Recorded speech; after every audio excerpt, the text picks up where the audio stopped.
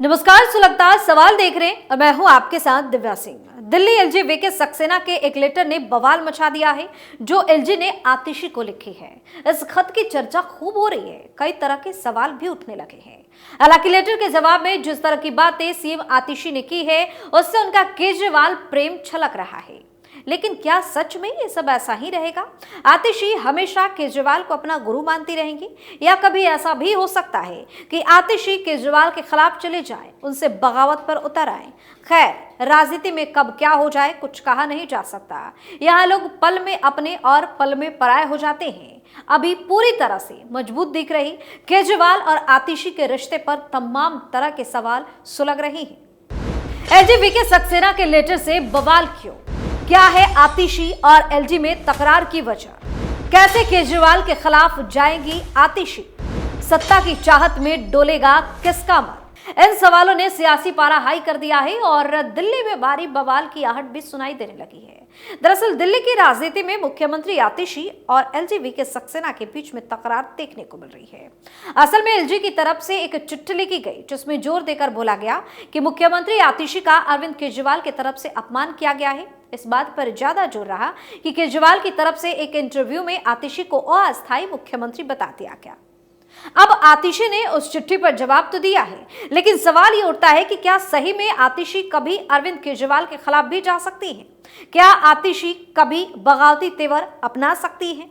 ये सवाल पूछने का कारण ये है क्योंकि एलजी की चिट्ठी साफ दिखाती है, अगर आतिशी और केजरीवाल के बीच में विश्वास की थोड़ी सी भी कमी रही होगी, यह एक चिट्ठी कब एक नफरत की दीवार खड़ी कर देगी, किसी को पता नहीं चलेगा।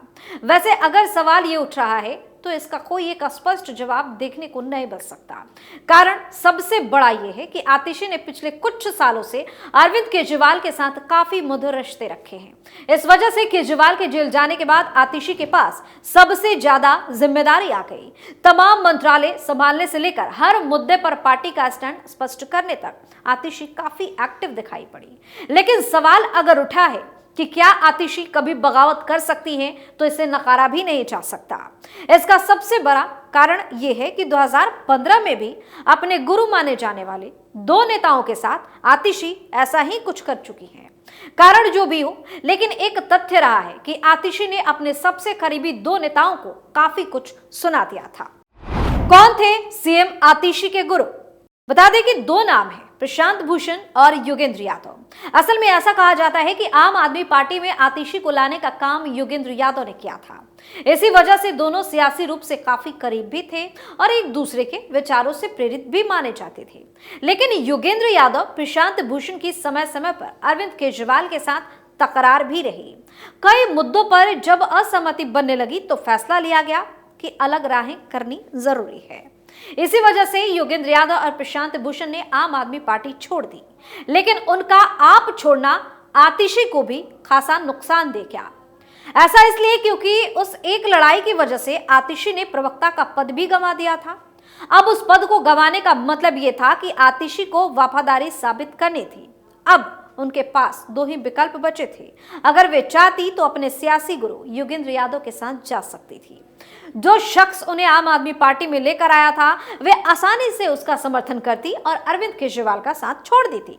लेकिन उस समय 32 साल की रही आतिशी ने ऐसा सियासी दिमाग चलाया, उन्होंने दोनों योगेंद्र यादव और प्रशांत भूषण को दगा देने का फैसला कर लिया और अरविंद केजरीवाल का दिल खोल कर समर्थन कर दिया। उनकी एक चिट्ठी आज भी सोशल मीडिया पर काफी वायरल रहती है। उस चिट्ठी में उन्होंने दो टुक कहा था कि वे अरविंद केजरीवाल के सिद्धांतों को ज्यादा पसंद करती हैं। इस तरह से आतिशी का तेवर देखने को मिला था। कैसे आतिशी ने चली थी सियासी चाल?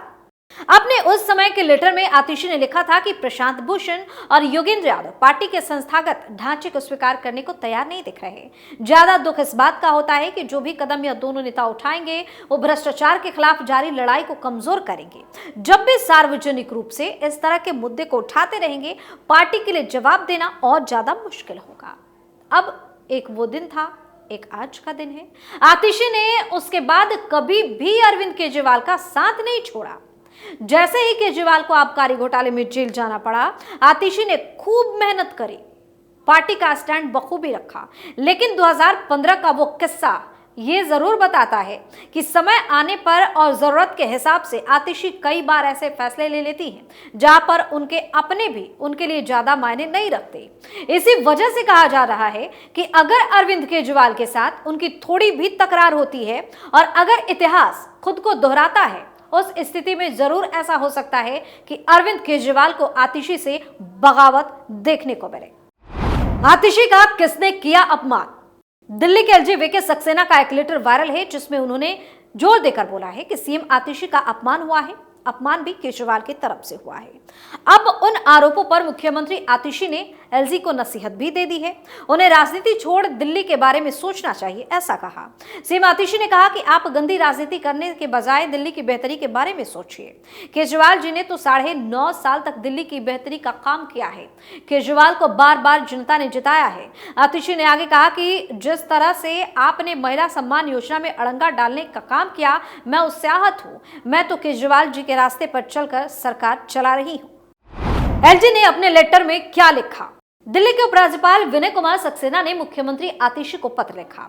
इसमें उन्होंने आम आदमी पार्टी के राष्ट्रीय संयोजक अरविंद केजरीवाल पर आरोप लगाया कि उन्होंने आतिशी को अस्थायी मुख्यमंत्री घोषित किया और यह बेहद आपत्तिजनक है, अपमानजनक है। बताना होगा कि दिल्ली में विधानसभा के चुनाव की तारीखों का जल्द ही ऐलान होने वाला है। एलजी विनय कुमार सक्सेना ने कहा है कि आतिशी को अस्थायी मुख्यमंत्री कहने से मुझे काफी दुख हुआ है और ये सिर्फ उनका ही अपमान नहीं है, बल्कि उन्हें नियुक्त करने वाली भारत के राष्ट्रपति और उनके प्रतिनिधि के रूप में मेरा भी अपमान है। एलजी ने पत्र में लिखा है कि उन्होंने अपने कार्यकाल में पहली बार मुख्यमंत्री पद पर बैठे किसी व्यक्ति को काम करते देखा है, क्योंकि इससे पहले जब अरविंद केजरीवाल मुख्यमंत्री थे तो उनके पास सरकार का एक भी विभाग नहीं था और ना ही वो फाइलों पर दस्तखत तक करते थे। एलजी ने लिखा कि आपने अनेक विभागों की जिम्मेदारी लेते हुए प्रशासन से जुड़े तमाम मुद्दों पर काम करने का प्रयास किया है, लेकिन कुछ दिन पहले पूर्व मुख्यमंत्री अरविंद केजरीवाल ने मीडिया में आपको सार्वजनिक रूप से एक अस्थायी और कामचलाऊ मुख्यमंत्री घोषित किया।